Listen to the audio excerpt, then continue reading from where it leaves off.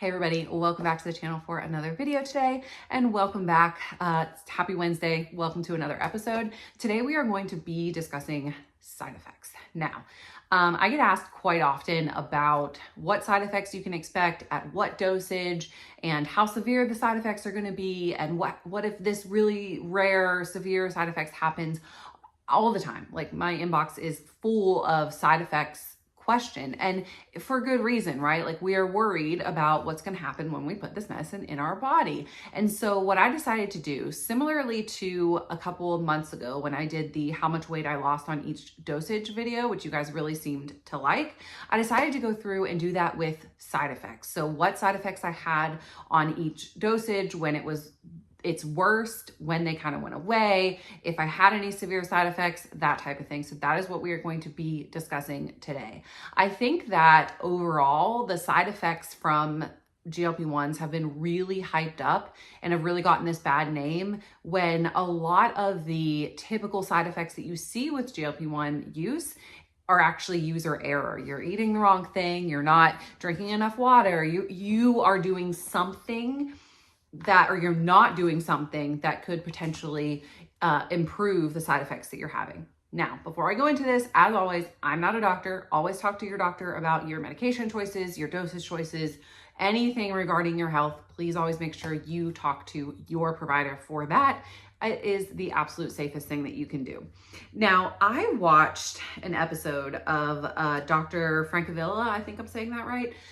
She was actually on The Downsized very recently, and then she has a podcast as well. So she is an obesity medicine specialist, and I was listening to one of her most recent episodes. I think it was like literally the most recent one. And she said something in that episode that really spoke to me. She said, quote, "I think this class of medications has really gotten picked on in terms of side effects, when in reality, they are not severe for many people and they are very well tolerated." So my point in doing this episode today is to hopefully give you some encouragement in that category of side effects if you are somebody that is really worried that you are going to end up having really bad side effects, okay? So that is kind of where I'm coming at. When I started my Mounjaro journey, I was given zero warning about pretty much anything, mostly because nothing was known at that time. I started very, very early on in November of 2022, when the whole GLP-1 weight loss thing was just kind of becoming a thing. People were just sort of discovering that it would help with weight loss. And so there wasn't a lot of guidance. My own doctor did not know a whole lot about it at that time. He compared it to phentermine, which we know it is absolutely nothing like phentermine. And, he knows better now, obviously. And when we know better, we do better. But that's kind of where I come from. I started with no information, which is a big reason I started this channel, and I want to hopefully encourage you guys along your journey as well. So with all of that being said, let's go ahead and jump right on into my specific dosages and what side effects I had with them. So the 2.5 dose, I started in November of 2022. I had no major side effects with that. Now, I was also taking phentermine. If you know my story, you already know this. I took phentermine for the first month of my journey, and it was probably about 6 weeks of my journey at my doctor's orders. That's what he told me to do. I probably would not do that again now, and I don't think he recommends that either. So, take that with a grain of salt, but I was taking phentermine at this same time on my 2.5 milligram dosage. Now, the only thing that I had when I went back and watched all my footage, the only thing that I really talked about on the 2.5 dosage was this feeling of heaviness in my stomach. So like a ball feeling in my stomach, which I remember very, very clearly. I don't have it anymore, but I remember the feeling where there's literally just this tight ball, is how I could explain it the best, in your stomach.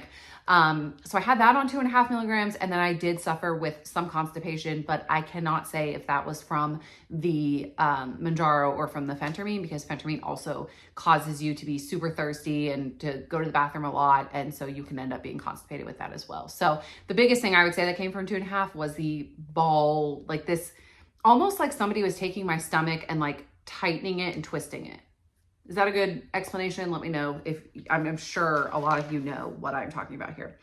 I moved up to 5 milligrams, okay? And that was pretty similar to 2.5. Now, a lot of people nowadays don't realize that 2.5 is really what is known as like the loading dose. So there's a very large amount of people that 2.5 milligrams doesn't even work for, right? Like they don't experience any significant weight loss with it. It's a loading dose, right? There are people, of course, that do, like my husband, Chris, has not taken a dose over 2.5 and he's lost a ton of weight. But for the vast majority of people, 2.5 is a loading dose. So one thing that I think telehealth companies, since the like springing up of all these telehealth companies, have failed to do is like warn patients of that, right? Because they're paying this money for this medicine and then they're like, it doesn't work. I'm getting off on a tangent, y'all know me. But I think that's something that telehealth companies could be a little bit more upfront about. All of them is saying, hey, 2.5 it's not like a therapeutic dose. It's a loading dose for most of us. And I think that would help with a lot of the whole like medicine doesn't work. I didn't lose any weight on it, so I quit it after a month thing, when the vast majority of people don't really. Anyway, so with that being said, I moved up to 5 milligrams. I had pretty much the same side effects as 2.5 milligrams, except I noticed a lot more appetite suppression. Okay. This is when, for me, the Mounjaro kicked in. On 2.5, I don't feel like I did lose a good amount of weight on 2.5, which if you've watched that video, you know, but I think most of it was from the phentermine. 5 was when I really noticed the significant appetite suppression and also the same ball feeling in my stomach, and it even got worse. And I think that was all tied together. The only other thing I noticed at 5 milligrams, which is something that I speak about quite frequently on my journey, is the lack of sleep. So that started for me at 5 milligrams to the point where I would not sleep at all, usually the day I took the shot. And it did not matter what time of day I took the shot. I tried all different types. It didn't work. I had insomnia that first night. Then the next night would be a little bit better, but still bad. And then after that, it would be fine until we started all over again. The first dose that showed up for me was at 5 milligrams. I did not have it at 2 milligrams. So I think that's important to note. Again, as dosage changes, as the strength of the medicine changes, the side effects change as well. Moving up to, oh, I'm sorry. So I also did have constipation on this dosage. I've had constipation pretty much my entire journey. So if I forget to say it at some other dosage, I had it. This is at 5 milligrams. This is when I added in a stool softener. I took one every single day. I still take one every single day just so that I can stay regular. I take Colace, but 5 milligrams is when I felt the need to add that in. Moving on to 7.5 milligrams. This is when it got real. This is when it hit the fan, as people say. So for me on 7.5, the constipation, as we were just talking about, was unbearable. Like I would go sometimes like a week or more without going to the bathroom. I'm sorry if that's too much information there, but there were several times starting at 7.5 that I had to intervene in that way. Because like there were a few times that I drank, is it magnesium citrate that you can get at like CVS, and it was awful. Oh my gosh, it works, but it's awful. Yeah. So there were a couple times I had to intervene. It seemed like for me personally, every dose that I went up, the constipation just got worse. And that happened for a while, probably the entire first year that I was on the medicine, until my body figured things out. And we'll talk about that in a little bit. But constipation got worse. The trouble sleeping got worse, significantly worse. And that again is something that got worse with every dosage. That has been, if I had to pick my like biggest side effect that bothered me, that is what it would be. That I hate not sleeping well. I hate not like tossing and turning and having insomnia. And it just got worse with every dosage. So 7.5, it was bad for that. And then this is actually the first dosage that I noticed nausea with. Now, I would notice it when I would eat, and I would eat like slightly too much. When I wouldn't listen to my body and say, okay, it's time to stop. That is when I would have nausea. I didn't vomit at this dosage, but I did notice the nausea. Or if I like went too long without eating, instead of being like hungry, I would get nauseous. And it would be like, if you're a woman who's been pregnant, it was similar to morning sickness. You know how, again, if you're a woman that was pregnant, you would eat or you would get up in the morning and you'd have this like super nauseous feeling in your stomach and you knew that you just needed to eat some crackers. That's the feeling that I started having on 7.5. So it almost became a game of making sure that I ate because I wasn't going to be hungry to eat, to avoid ending up being nauseous. Okay. This is the first dosage that I actually started to experience dizziness as well. Now, this is a side effect that you do hear, but I would say probably not as often as all of the other ones. For me, it translates into me being dizzy when I stand. So like first thing in the morning, when I would stand up, I would have to like, that's a good thing right there, like collect myself for a few seconds before I could move on. And usually it would only happen first thing in the morning, or if I had been sitting like on the couch for any extended period of time, if I'd watched a couple TV shows and then gotten up, it would, I would feel like that. And in the beginning, when I first started noticing it on 7.5 milligrams, I thought that I needed to eat something. And that still may be true, but to this day, I still have it when I stand up first thing in the morning. Not so much like throughout the day now, but every morning when I stand up, without fail, I have to like grab the side of my bed for like literally 2 or 3 seconds and allow myself to sort of level out.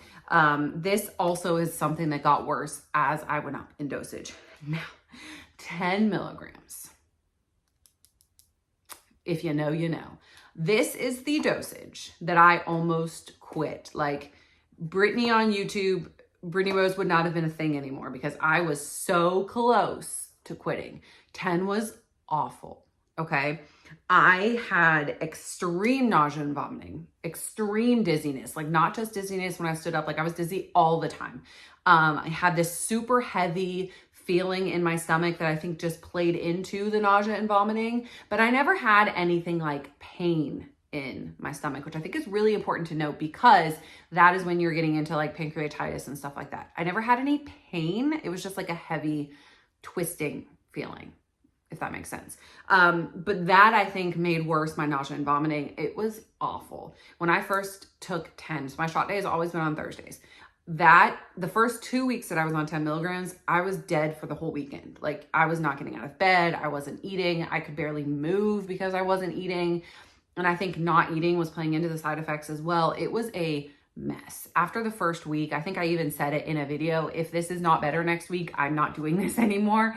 And I meant it because it was awful. Now, after those first 2 weeks, my body did seem to sort of level out a little bit and I didn't have as much problems with the 10 milligram dosage, but I was not on it every week for very long. I think maybe a month, maybe 2 months. And then that's when I went to biweekly injections. And I would notice that as I did biweekly injections, it got worse. My side effects got worse again because I was allowing it to deplete more in my body. But 10 was rough for me. And like 10 was rougher than 12.5 was. And I've heard that from other people as well. So I'd be really curious to hear like your thoughts on that. I have heard other people say that for some reason, 10 milligrams is really rough and like 7.5 isn't, and neither is 12.5. So I would be really interested in hearing your thoughts on that as well. But yeah, after about 3 weeks, I would say that the side effects leveled out and it was okay. Now, I never took 12.5. Okay. I never took 12.5.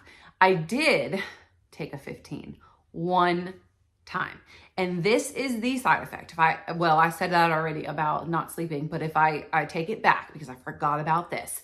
If I could pick one that was the most awful, it would be what I had on 15. So when I took a 15 milligram dosage, it was awful. I was like on edge with like, okay, you know that feeling when you're anxious, if you've ever been anxious, where it's like your skin is crawling and you want to just like jump out of your skin and you need to do something because you feel like you're going to explode, but you don't know what it is.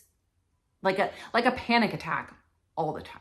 That is how I felt the entire week that I was on, the 15 milligrams. I did not take one again. That is when I started splitting my pens, and I did that for whatever the rest of that box was. And then I moved to compound because I could not take 15 milligrams. Now, one thing I will say is that once I got used to, like within a year, I would say. So I was on branded Mounjaro for over a year, okay, of my journey. So still at this point, I was on branded longer than compound. And once I hit that sort of like year and a half mark, most of my side effects went away. And for a while, it actually worried me because it was like, well, if I don't have side effects, then it's not working.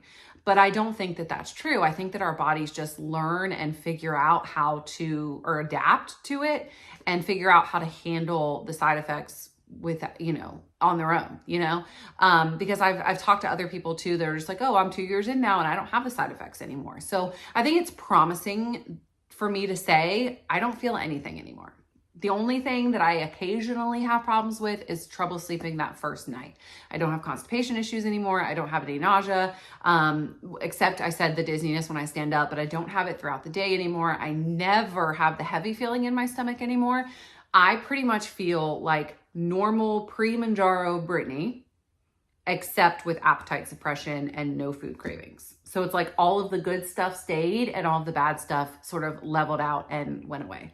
And so that's my main point that I want to get across here, and the encouragement that, at least for me, you could obviously be different, but at least for me, my body kind of figured it out, leveled it out, kept the good, and got rid of the bad. Of course, if you've been on Mounjaro or any of the GLP-1s and you've had a different experience or a similar experience, we would love to hear from you down below as well. I love when you guys talk in the comments and like discuss different things. Again, you can also join the Facebook group because we just helps us all get to know each other better. So that is my side effect story. And I'm so happy to say that I no longer have any major side effects. And I hope that provides encouragement that if you do continue on this journey, or if you are somebody that's like, I just cannot make it, that there is a hopeful light at the end of the tunnel. So I hope that you enjoyed this video. If you did, please don't forget to give it a thumbs up, and I will see you guys in the next one. Have a great day, guys. Bye.